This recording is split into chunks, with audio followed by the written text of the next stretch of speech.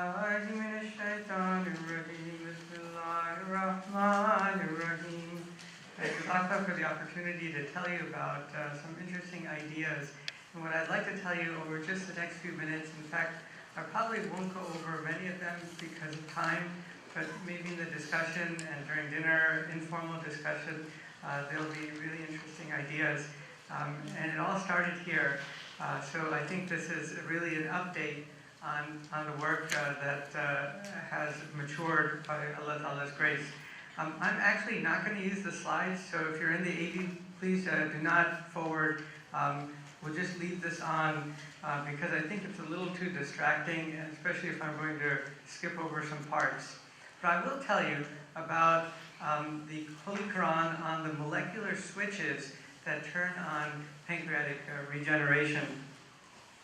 And it is true that we do live by a genetic code.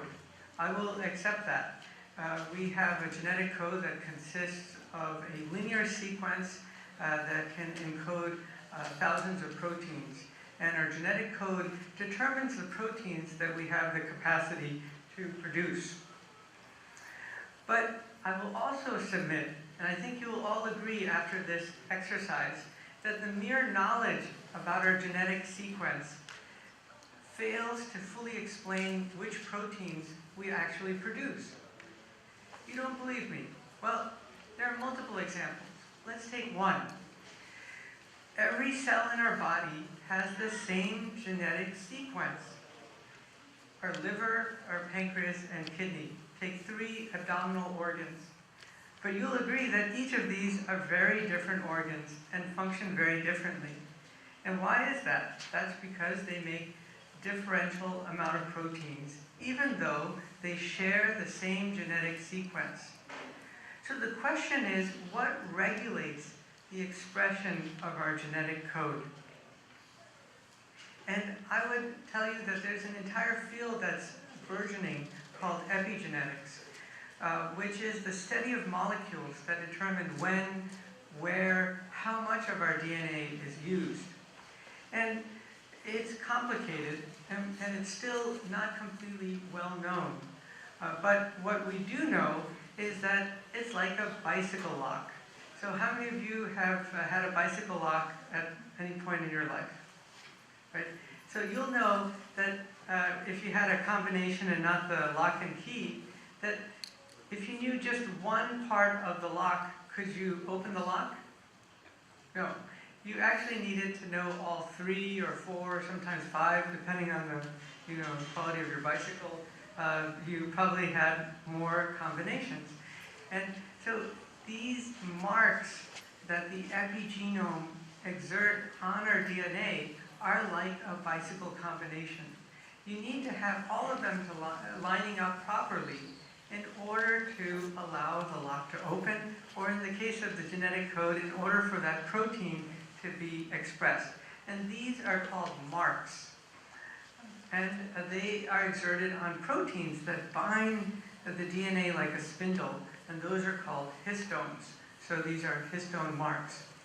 And so we started by thinking about this problem of specifically within our lab, pancreatic organ regeneration. Why is it that the pancreas does not normally just regenerate? So if I took out the pancreas, you don't just make another new pancreas. But why is it, on the other hand, that when you take the pancreas and then slightly injure it, or even injure it by about 1/4, that it does have the capacity to regenerate? And could we understand that, exploit that, and use that to enhance the recovery of the pancreas after injury? And so this led me, based on these questions, to pursue the reading of the Holy Quran from this angle. And as I had reported over the last 2 years, the very first verse that caught my attention was about how Allah Ta'ala had mentioned that it is possible to revert creation back to an earlier state. And the verse I had mentioned was from Surah Yasin, وَمَن نُؤَمِّرْهُ نُنَكِّسْهُ فِي الْخَلْقِ أَفَلَا يَعْقِلُونَ. And him whom we grant long life, we revert him to a weak condition of creation will they not then understand? And that was the first clue to me. And I will skip through a lot of the lexicon to tell you how I came upon those determinations, but I did what, as I mentioned even last year, what Mehdi Saab recommended, which was get some books on lexicon and start opening them and think about the words that are actually used, the vocabulary. And it's very interesting how Arabic, each word has multiple connotations, and the connotation for me was we revert him to not just a weak creation or a condition of creation, but an initial creation. And that led me to think about how the organ was formed in the first instance, that is during embryogenesis, during the formation of the embryo. And then I thought about verses from the Holy Quran regarding the formation of the embryo. And again, since I'm trying to cut myself a little bit on the time, I would just mention that from Surah Mu'minun, I thought about these verses where Allah Ta'ala says we fashioned bones out of this shapeless lump that was the initial embryo, and then we closed those bones and we formed, another creation. And so those bones in the lexicon refer to a nurturing substrate.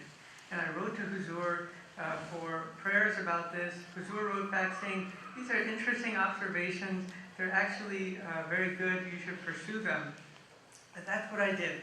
So I thought of an idea, which is, and again, this is all about ideas, right? Not technical stuff in this type of forum.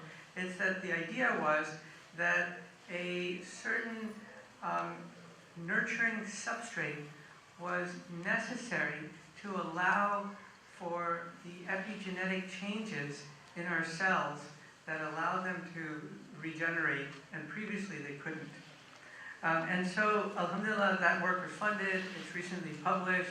We're now looking at a much more vast molecular characterization of that epigenetic landscape that allows for reprogramming of the pancreatic cells to a new phenotype.